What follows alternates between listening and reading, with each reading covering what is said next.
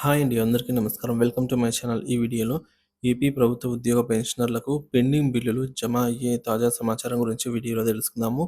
వీడియోని ఎక్కడే కానీ స్కిప్ చేయకుండా ఎండ్ వరకు చూడండి. అప్పుడే ఇన్ఫర్మేషన్ పూర్తిగా వీడియో చూసిన ప్రతి ఒక్కరు వీడియోకైతే లైక్ చేయండి ఫ్రెండ్స్. ఈ వీడియోని తోటి ఉద్యోగ పెన్షనర్ మిత్రులతో షేర్ చేయండి. కొత్తగా మన ఛానల్ చూస్తున్నవారు ఇంకా సబ్స్క్రైబ్ చేసుకున్నట్లయితే వెంటనే మన ఛానల్‌ని సబ్స్క్రైబ్ చేసుకోండి. దీని ద్వారా నేను చేసే లేటెస్ట్ వీడియోస్ అన్నీ మీ వరకు రీచ్ అవుతాయి. ఇక ఆలస్యం చేయకుండా వివరాల్లోకైతే వెళ్ళిపోదాము. ఉద్యోగ మరియు ఉపాధ్యాయ సంఘాల అసంతృప్తి.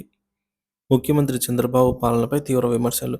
ఆంధ్రప్రదేశ్ ప్రభుత్వ ఉద్యోగులు, ఉపాధ్యాయ సంఘాలు ముఖ్యమంత్రి చంద్రబాబు నాయుడుపై తీవ్ర అసంతృప్తితో రగిలిపోతున్నారు. ఎన్నికల ముందు ఎన్నో హామీలు ఇచ్చినప్పటికీ అవి అమలు కావటం లేదని ఆవేదన వ్యక్తం చేస్తున్నారు. జగన్ రెడ్డి పాలనలో 5 ఏళ్లుగా తీవ్రంగా ఇబ్బందులు పడ్డామని భావించిన ఉద్యోగులు కొత్త ప్రభుత్వంలోనూ పరిస్థితి మారటం లేదని ఆగ్రహిస్తున్నారు. ఎన్నికల హామీలు, నేటి హామీలు. సో, ఉద్యోగులకు మధ్యంతర వేతనం అంటే మధ్యంతర భృతి ఐఆర్, ఇంటీరియం రిలీఫ్ అండి. ఎన్నికల సమయంలో ఉద్యోగులకు ఐఆర్ ఇస్తామని హామీ ఇచ్చినప్పటికీ ఇప్పటివరకు అమలు చేయలేదు. 12వ వేతన సవరణ, 12th పీఆర్సీ కమిషన్‌ను నియమించలేదు. సో, ఈ విషయంలో ఉద్యోగులు తీవ్రంగా విమర్శిస్తున్నారు. పెండింగ్ డీఏలు, ఇతర బకాయిలు.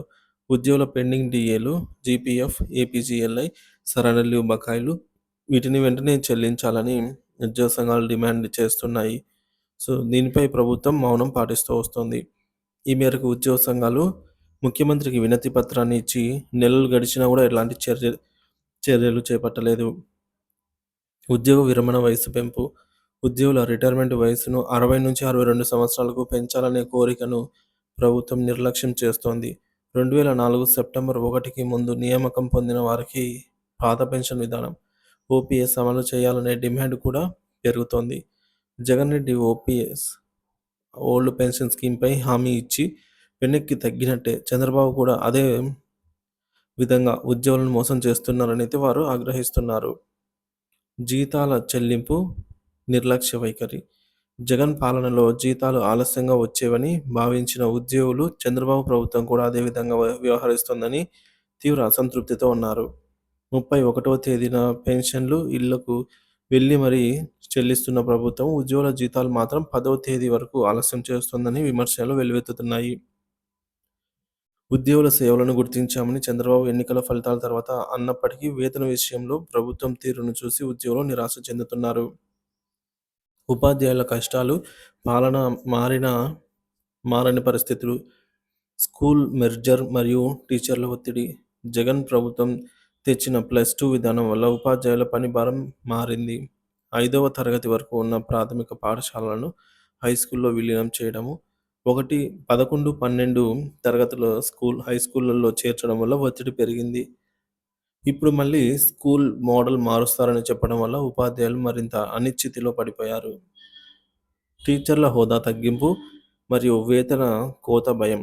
మెర్జర్ సమయంలో హైస్కూల్ ఉపాధ్యాయులకు పీజీ టీచర్ల హోదా ఇచ్చి అదనంగా 2,500 వేతనం ఇచ్చారు.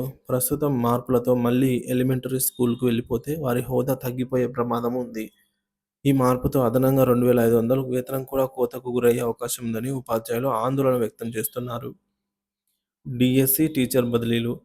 4 రోజుల్లో డీఎస్సీ నోటిఫికేషన్ వస్తుంది అంటూ కాలయాపన చేస్తూ ప్రభుత్వం ఇప్పటివరకు స్పష్టత ఇవ్వలేదు. ఉపాధ్యాయుల బదిలీల ప్రక్రియను కూడా ప్రభుత్వం ముందుకు తీసుకురావటం లేదు.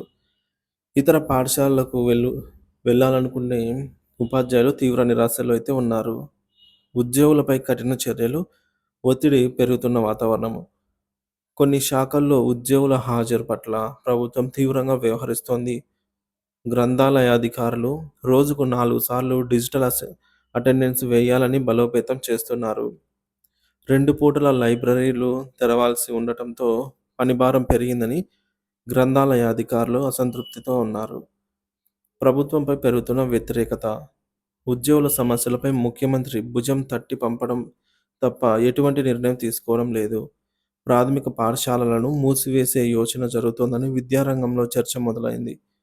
ఉద్యోగులు, ఉపాధ్యాయులు తమ సమస్యలు పరిష్కరించకపోతే భవిష్యత్తులో ప్రభుత్వానికి గట్టిగా బుద్ధి చెప్పాలని నిర్ణయించుకుంటున్నారు.